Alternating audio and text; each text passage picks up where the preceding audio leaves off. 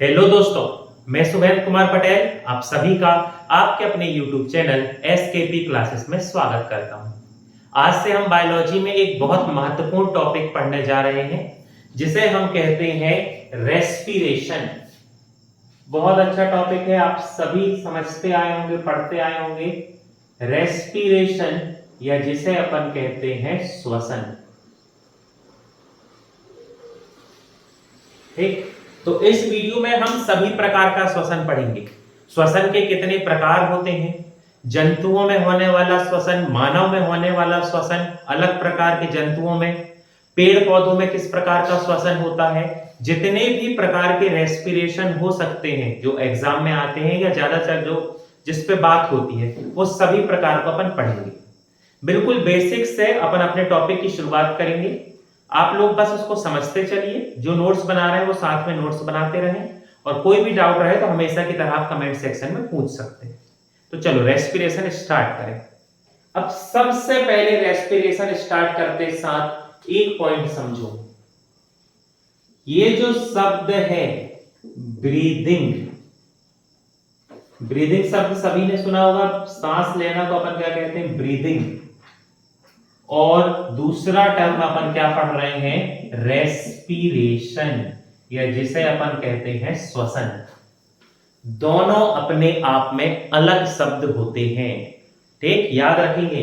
Breathing को अपन क्या कहते हैं, श्वासोच्छ्वास।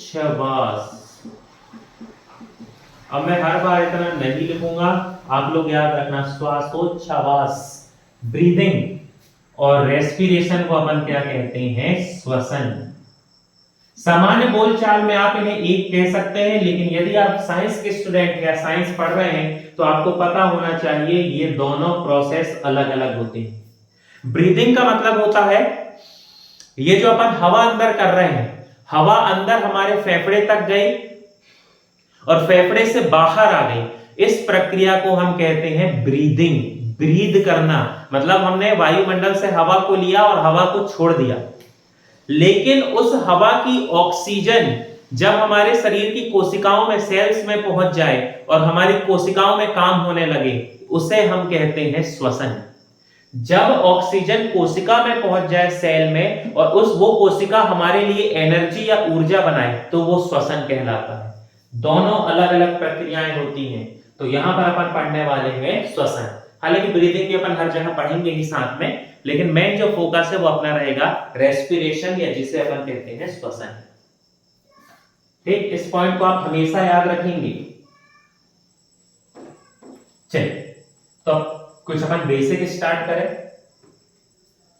तो सबसे पहला पॉइंट जो आपको याद रखना है, श्वसन एक मेटाबॉलिज्म प्रोसेस है। मेटाबॉलिज्म या एक उपापचय क्रिया है।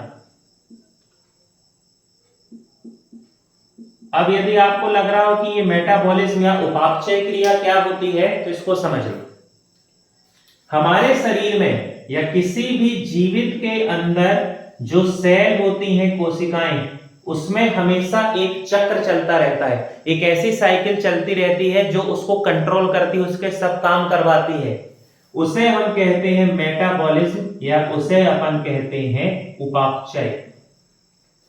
ये जो उपापचय है, मेटाबॉलिज्म, इसमें दो अभिक्रियाएं होती हैं।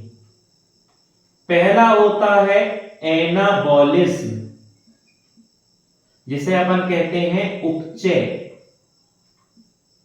और दूसरा इसका प्रकार होता है वो कहलाता है कैटाबॉलिज्म, या जिसे अपन कहते हैं अपचय। तो इन दोनों को मिला के अपन क्या कहते हैं, उपापचय, जिसमें एनाबॉलिज्म और कैटाबॉलिज्म।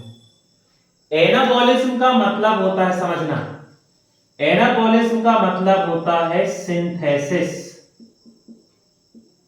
संश्लेषण, या इसे अपन कहेंगे फॉर्मेशन, निर्माण होना। जब कोशिका में किसी पदार्थ का निर्माण हो रहा है तो वो कहलाता है एनाबॉलिज्म। जैसे एग्जांपल के लिए, कोशिका राइबोसोम की मदद से अपने लिए क्या बना रही है, प्रोटीन। तो यहां प्रोटीन क्या हो रहा है, सिंथेसिस। प्रोटीन का यहां पर क्या हो रहा है, निर्माण हो रहा है, सिंथेसिस हो रहा है।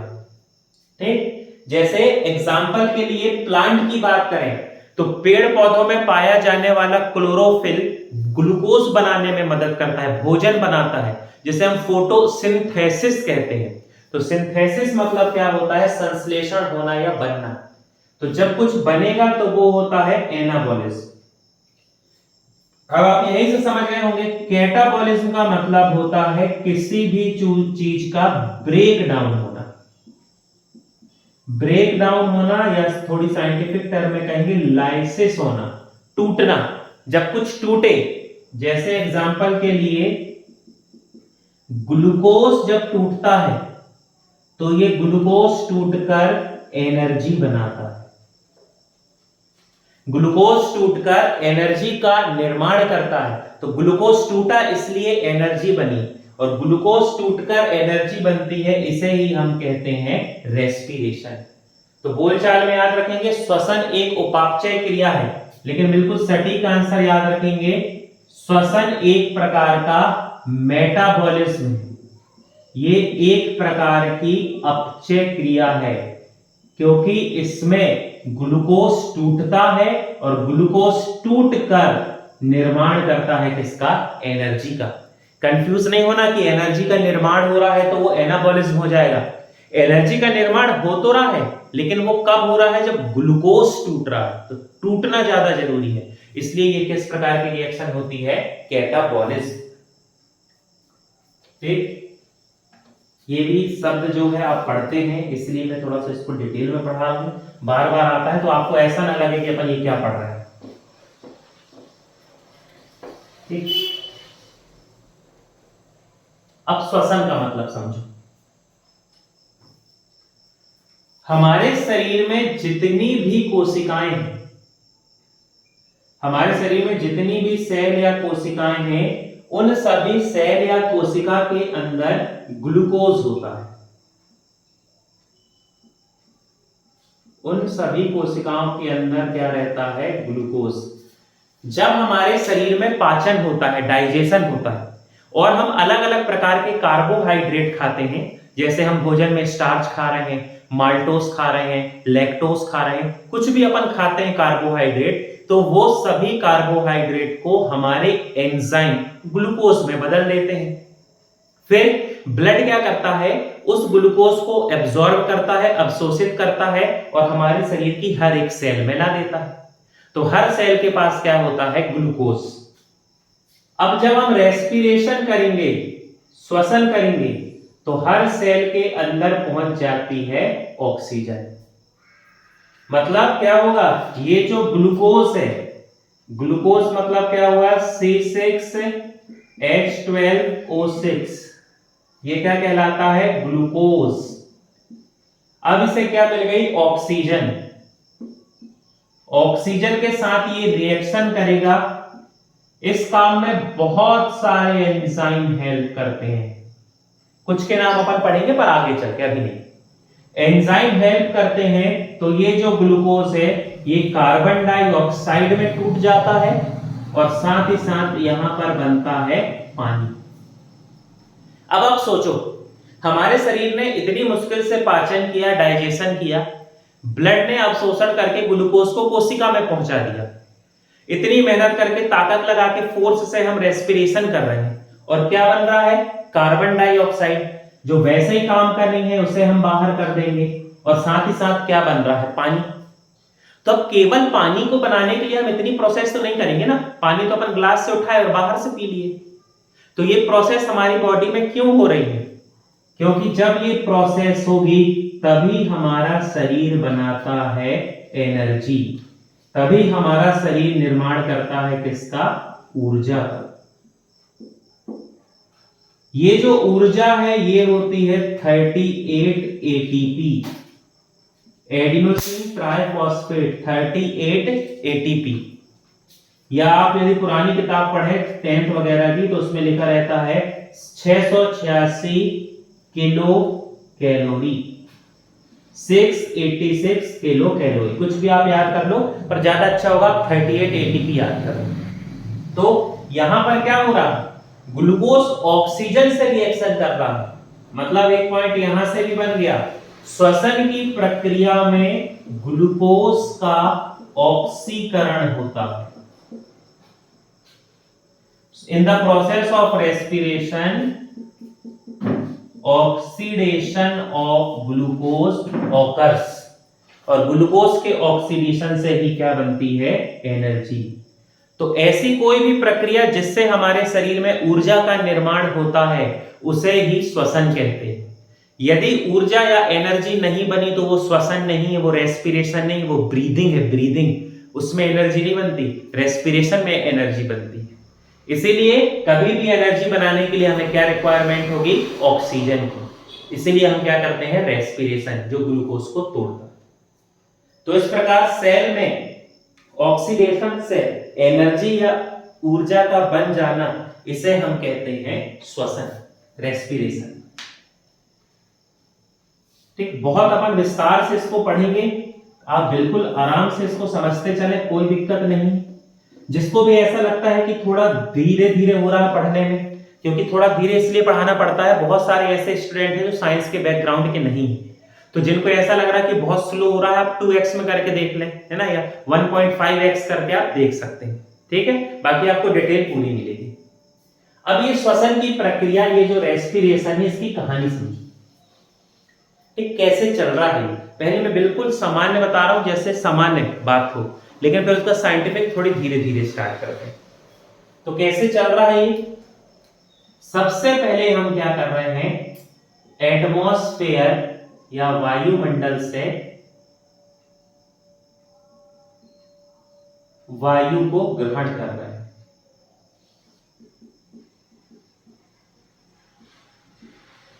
बिल्कुल अभी लोड नहीं लेना, बस समझते चलो। ठीक, याद रखना, वायुमंडल से हम कभी ऑक्सीजन ग्रहण नहीं करते, हम हमेशा पूरी की पूरी एयर को इनटेक करते हैं, हवा ग्रहण करते हैं। हमने ऐसे किया, पूरी हवा अंदर चले गई, ऐसा थोड़ी कि नाक में कोई मशीन है, कोई डिवाइस लगी, कोई सिस्टम है जो सिर्फ ऑक्सीजन को अंदर जाने देगा। तो पहला तो कॉन्सेप्ट यहीं से दिमाग में याद रखो, हम श्वसन में क्या ग्रहण करते हैं, वायु। अब ये जो वायु है, ये अलग अलग श्वसन अंग से होते हुए, अलग अलग जो हमारे रेस्पिरेटरी ऑर्गन है, जैसे नोज है, फेरिक्स है, लेरिंक्स है, ट्रेकिया है, सब पढ़ेंगे, अभी कुछ याद मत रखो, अभी सिर्फ सुनो। श्वसन अंग से होते हुए ये जो वायु है, ये पहुंच जाती है हमारे लंग्स या फेफड़े में। जैसे ही ये वायु हमारे फेफड़े में पहुंचती है, फेफड़े में पहुंचने के बाद, फेफड़े में पहुंचा ब्लड, ठीक, ऑक्सीजन, यहां पर एयर पहुंची, एयर, ब्लड पहुंचा, ब्लड ने इससे ले लिया ऑक्सीजन। आई एयर है, लेकिन ब्लड ने क्या लिया, ऑक्सीजन। ये भी पढ़ेंगे कैसे।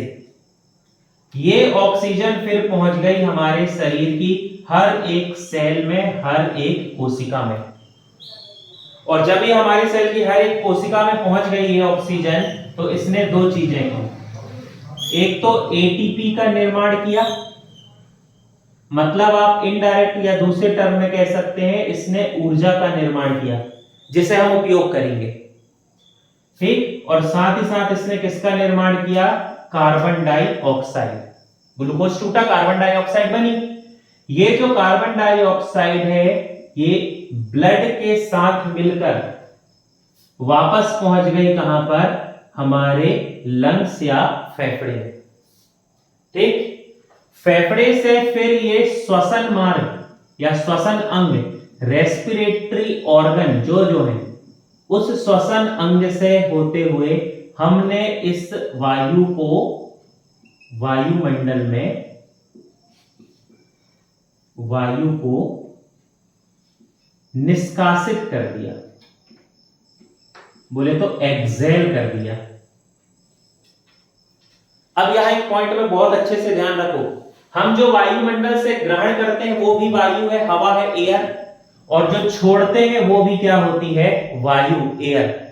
लेकिन हमारे ब्लड में एयर नहीं जाती, हमारे ब्लड में जाती है केवल ऑक्सीजन, ऑक्सीजन अपना काम करती है तो बनती है कार्बन डाइऑक्साइड, और फिर हवा को हम कर देते हैं बाहर। इसी सीक्वेंस को अपन पूरी डिटेल से पढ़ेंगे। यहां पर ये क्या हुआ, अंदर क्या हो रहा है, और ये कैसे हो रहा है, इसी पूरे के पूरे सिस्टम को जब अपन पढ़ते हैं तो वो कहलाता है रेस्पिरेटरी सिस्टम, या उसे हम कहते हैं श्वसन तंत्र। ये सिर्फ आपके एक जनरल इंट्रोडक्शन के लिए था, बाकी कहानी अलग है, सब विस्तार से पढ़ेंगे। ठीक, चलिए अब धीरे धीरे अपन बेस की शुरुआत करते हैं। तो अब यहां अपन देखते हैं श्वसन के प्रकार, types of respiration, types of respiration, श्वसन के प्रकार।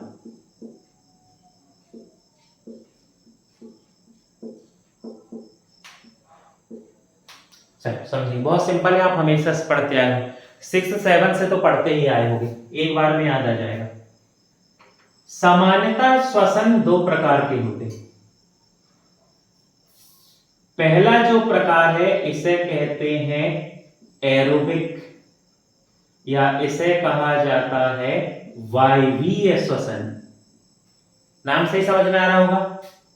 दूसरा टाइप होता है एनएरोबिक, या जिसे अपन कहते हैं अवायवीय श्वसन।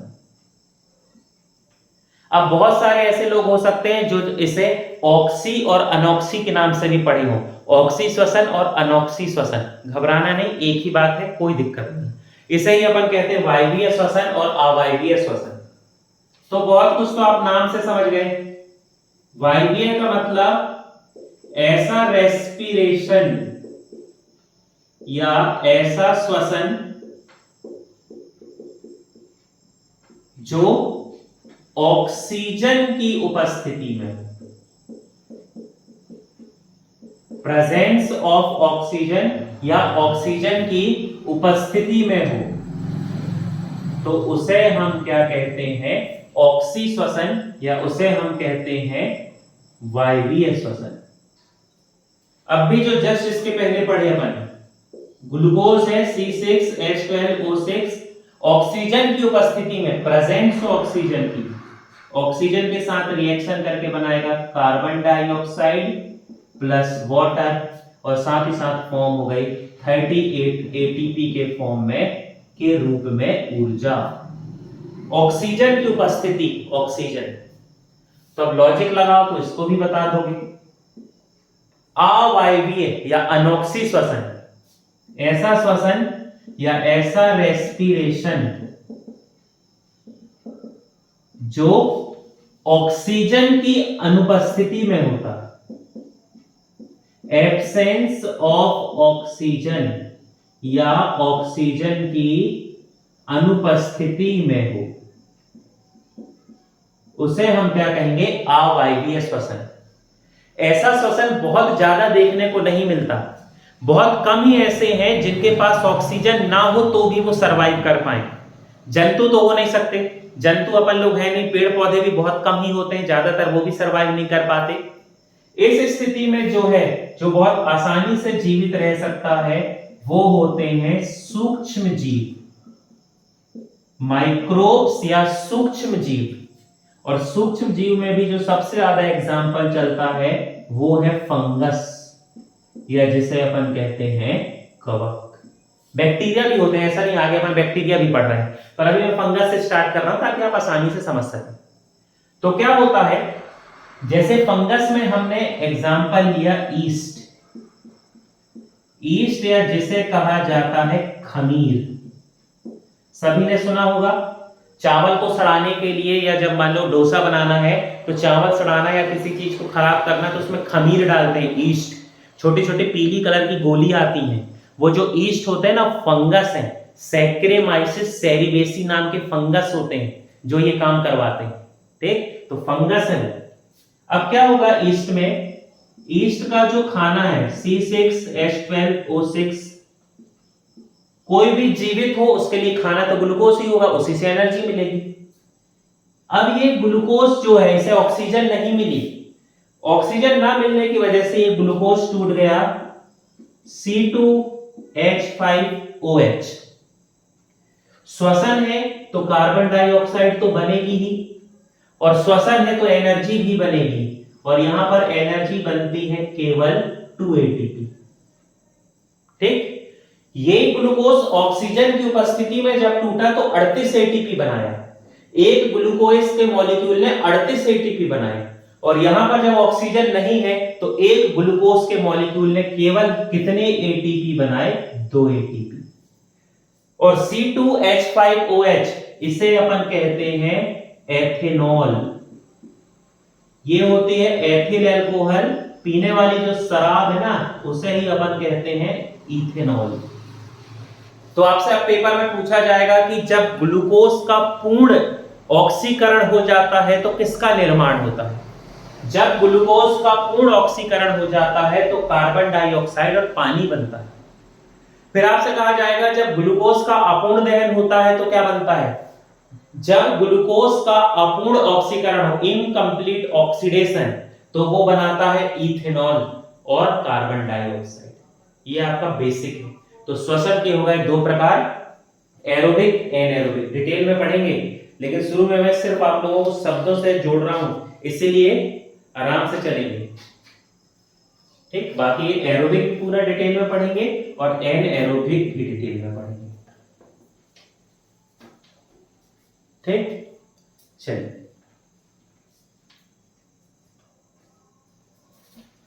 अब यहां पर एक थोड़ा सा पॉइंट समझ लो जरा।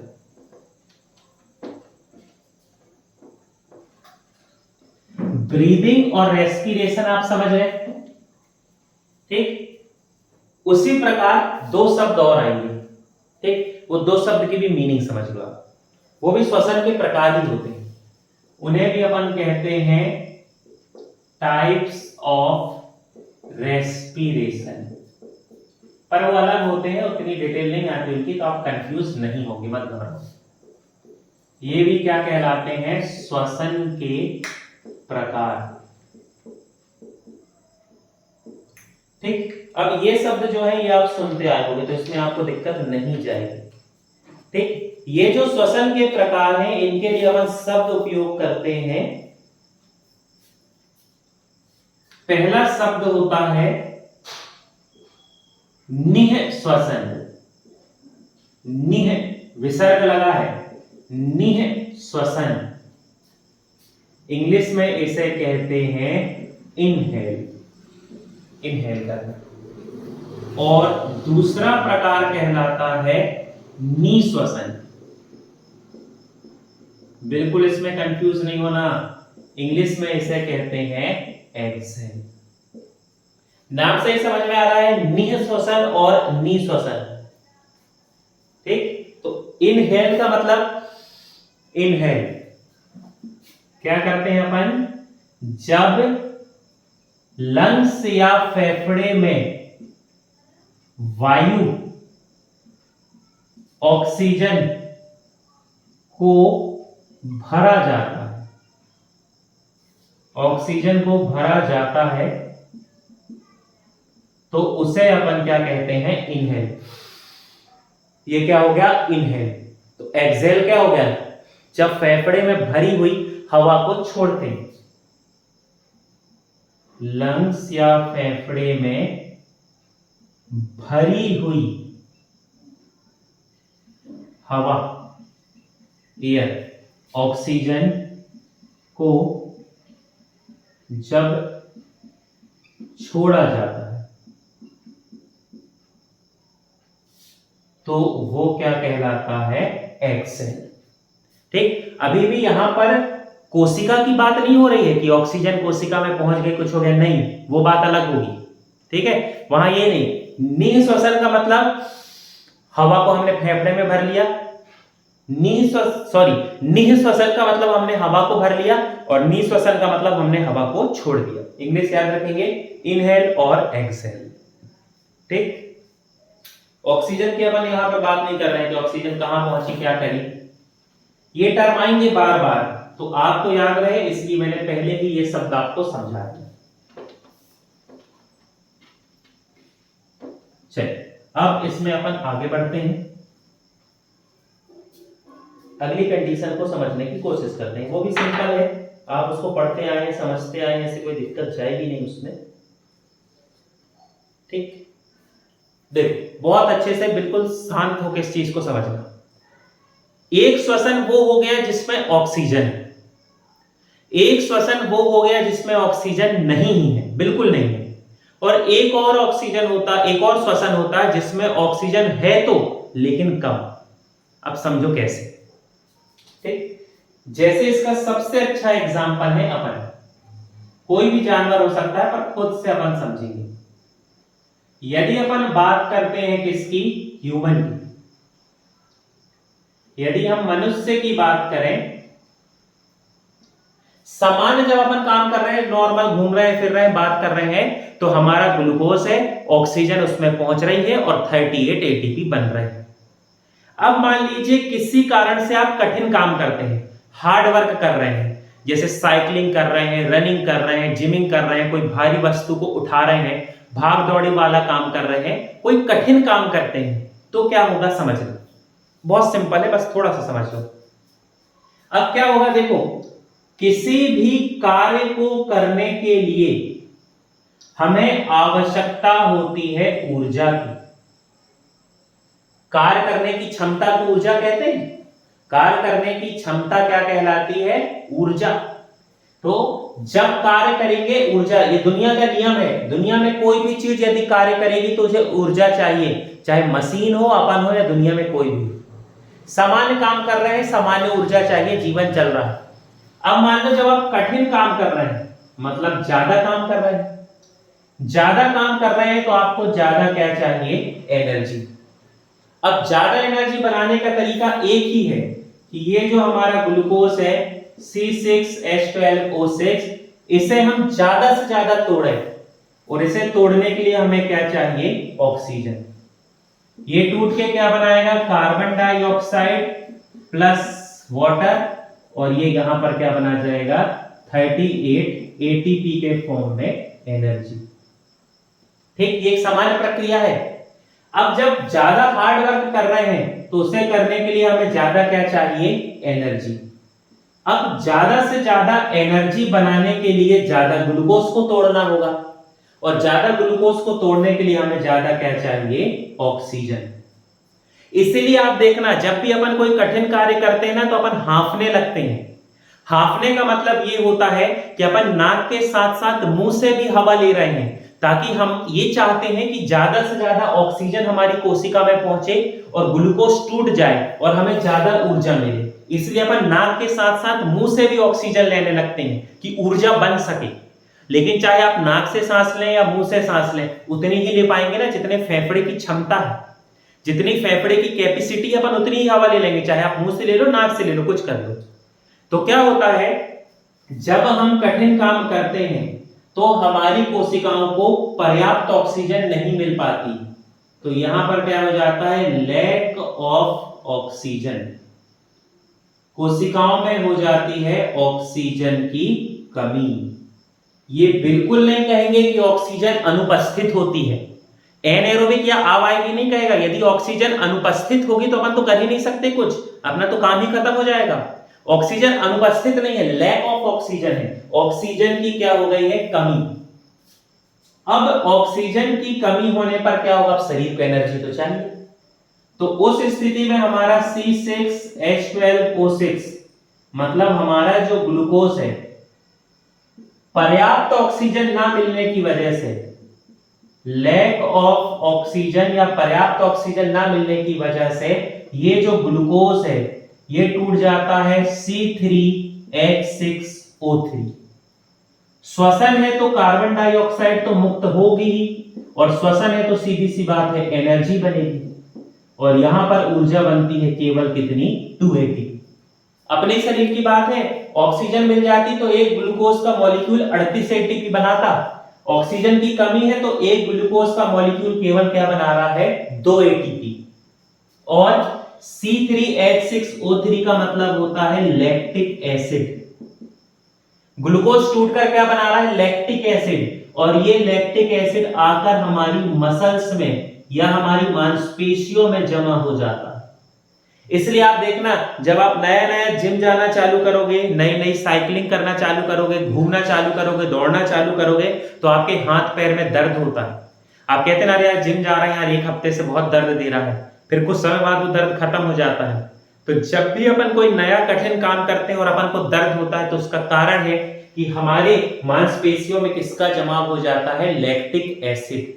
लैक्टिक एसिड मांसपेशियों में जमा हो जाती है, ब्लड सर्कुलेशन जो है, रक्त परिसंचरण, वो प्रभावित होता है, मांसपेशियों के पास पर्याप्त रक्त नहीं पहुंच पाता, ऑक्सीजन नहीं पहुंच पाती, तो पेशियां अपना काम नहीं कर पाती। इस वजह से हमें थकान और दर्द का एहसास होता है। तो याद रखेंगे भैया, जब भी कोई कठिन कार्य करते हैं तो हमारे ग्लूकोज को पर्याप्त ऑक्सीजन ना मिलने की वजह से वो टूट जाता है लैक्टिक एसिड।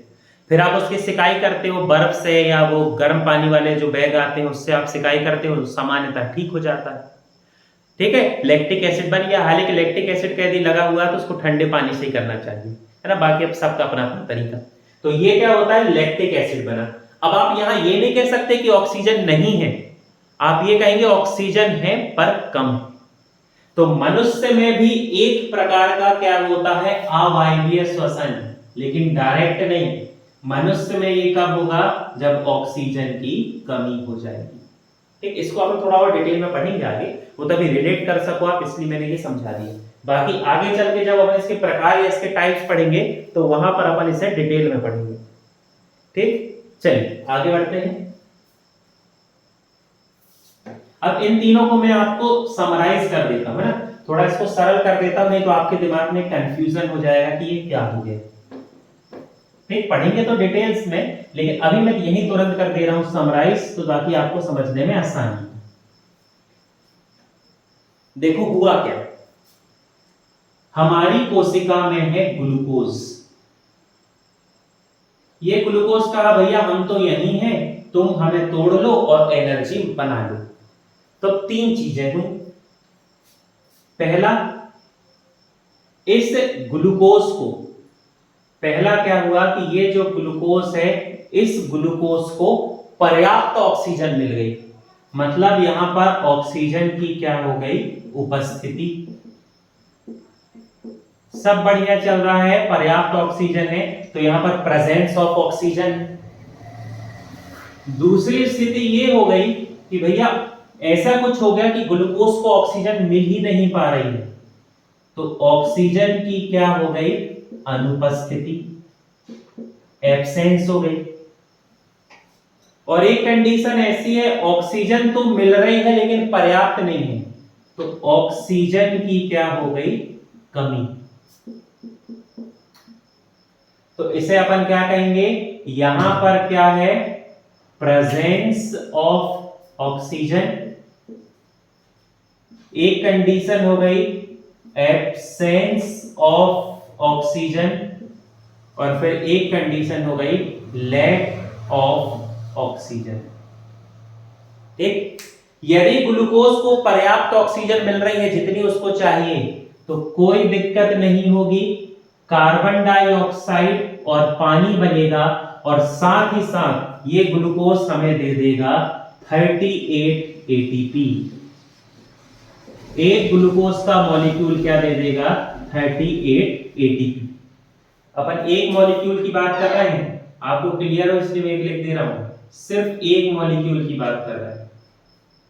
यदि ऑक्सीजन की अनुपस्थिति है, ऑक्सीजन बिल्कुल नहीं है, 0%, तो यहां पर निर्माण होगा C2H5OH प्लस कार्बन डाइऑक्साइड, और यहां पर एनर्जी तो बनेगी लेकिन केवल कितनी रहेगी, 2 एटीपी।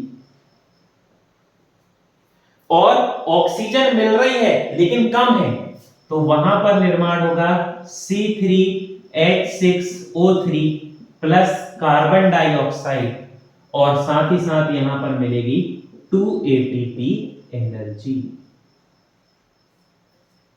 पर्याप्त ऑक्सीजन है तो 38 एटीपी, कार्बन डाइऑक्साइड और पानी। यदि ऑक्सीजन की कमी है तो बन जाता है ग्लूकोज, किसमें कन्वर्ट हो जाएगा, लैक्टिक एसिड, और केवल 2 एटीपी मिलेगा। और बिल्कुल ऑक्सीजन नहीं है, 0% ऑक्सीजन है, तो ग्लूकोज टूटकर निर्माण कर लेता है एथिल एल्कोहल का। और सिर्फ कितना मिलेगा, 2 ATP। तो ये 3 कंडीशन होती हैं। सबसे पहले पूरी डिटेल में अपन पढ़ेंगे पहली कंडीशन, फिर पूरी डिटेल में अपन पढ़ेंगे दूसरी कंडीशन, और फिर पूरी डिटेल में पढ़ेंगे तीसरी कंडीशन। सब में क्या टूटेगा, ग्लूकोज का एक मॉलिक्यूल। ठीक, तो इस प्रकार जो है अब हमारे रेस्पिरेशन या श्वसन की शुरुआत हो गई है। आप बिल्कुल धैर्य के साथ, पेशेंस के साथ जुड़े रहें, हम पूरे रेस्पिरेशन को बहुत डिटेल में पढ़ेंगे। जो आप glycolysis, Krebs cycle, electron transport system, ये सब शब्द सुनते हैं ना, अब आपके लिए आसान हो जाएंगे।